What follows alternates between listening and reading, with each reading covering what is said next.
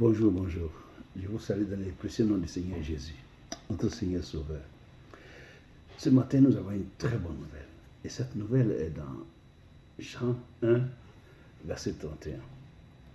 Je lis tout de suite la parole. Je ne le connaissais pas, mais c'est afin qu'il fût manifesté à Israël que je suis venu baptiser d'eau. Ça, c'est Jean le Baptiste qui dit. Il dit qu'il ne connaît pas Jésus. Il ne le connaît pas. Mais c'est pour qu'il soit manifesté à Israël. Ça veut dire que manifester, c'est présenter, montrer, indiquer. Tu vois. Indiquer que voici le Sauveur. Montrer le Sauveur de l'humanité. Présenter le Sauveur de l'humanité. Donc Jean est venu sur la terre pour montrer que c'est Jésus qui est le Sauveur du monde. C'est Jésus qui est le Sauveur de l'humanité. Jean dit, je ne le connais pas. Mais c'est afin de le manifester à Israël, afin de le montrer à Israël. Donc au monde entier, que je suis venu baptiser d'eau. Donc lui, il baptise d'eau. Et voici sa mission, il s'arrête là. Il baptise d'eau. Et donc, Jean présente le Fils du Dieu vivant. Jean présente le Fils de Dieu, Jésus comme étant le Fils de Dieu. Celui qui doit sauver l'humanité. Celui qui est venu sur la terre pour sauver l'humanité. Jésus n'est pas un ennemi pour nous. Il est notre partenaire, il est notre Père, il est notre Créateur. Jésus ne veut pas de notre mal, il veut de notre bien. C'est pour ça qu'il est écrit dans Jean 10, 10. Il est écrit, le voleur ne vient que pour tuer, égorger, voler, détruire. Voici le rôle de l'ennemi. Et ça s'arrête là. C'est Jésus qui nous a dit, dans Jean 10, verset 10, il dit, le voleur ne vient que tuer, égorger, voler, détruire. Ça veut dire que quand quelqu'un te dit que celui-là, il ne fait que ça, ça veut dire que tout ce qu'il fait s'arrête là. Il n'y a rien au-delà de ça. Au-delà de ça, il ne fait pas autre chose que ce qui a été indiqué là. Donc le voleur ne vient que pour tuer. L'ennemi, là, il vient que pour faire du mal. Mais la différence du Seigneur Jésus-Christ, il est venu pour que nous ayons la vie et que cette vie-là, nous l'ayons en abondance. Jésus est venu pour nous faire du bien. Donc, ne vous y trompez pas. Ton sauveur, celui qui t'aime, c'est Jésus. Celui qui t'aime, c'est Jésus-Christ. Et il veut de ton bien. Il veut que tu sois sauvé. C'est pourquoi toi qui attends ce message aujourd'hui, là où tu te trouves aujourd'hui, abandonne le péché. Tourne le dos au péché. Les femmes mariées, abandonne-les. Les hommes mariés, abandonne-les. Car ce n'est pas ce que Dieu te demande. C'est un péché. Abandonne tout ce qui est péché. Toi qui aujourd'hui as décidé de divorcer, toi qui aujourd'hui as décidé de divorcer de ta femme, ne commets pas cette erreur. Prends conseil auprès de celui qui a été présenté au monde comme solution du monde là. Jésus. Prends conseil avant de prendre cette décision. Ne prends pas une décision pareille.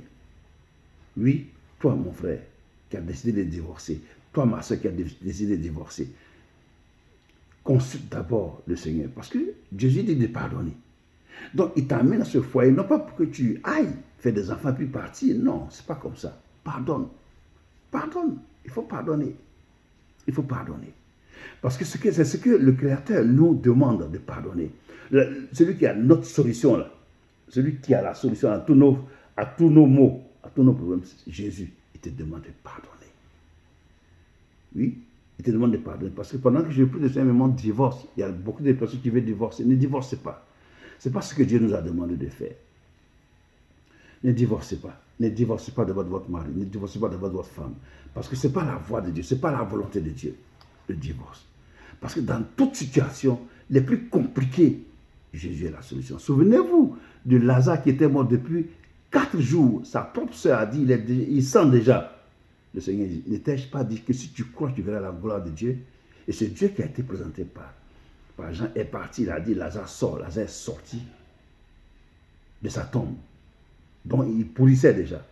Quelqu'un qui est mort depuis 4 jours, il commence à sentir. Mais Jésus l'a ressuscité.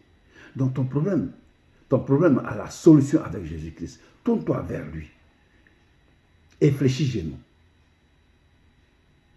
Invoque Jésus-Christ dans ta solution.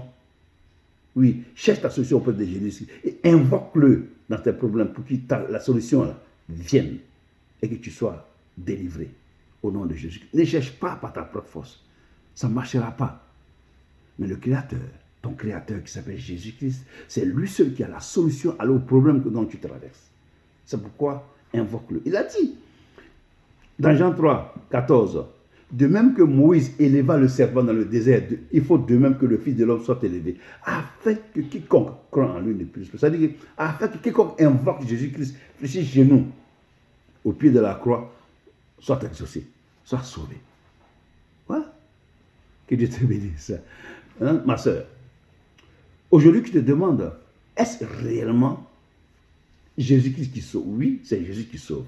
Mon frère, tu cherches dans les Écritures, là, quelqu'un qui peut te sauver, donner la vie éternelle. C'est Jésus-Christ. Parce qu'il a dit, dans Jean 8, 34, il dit, vous sondez les Écritures, vous pensez avoir en elles la vie éternelle. Mais ce sont elles, les Écritures, qui rendent témoignage de moi. Et vous ne voulez pas venir à moi pour avoir la vie.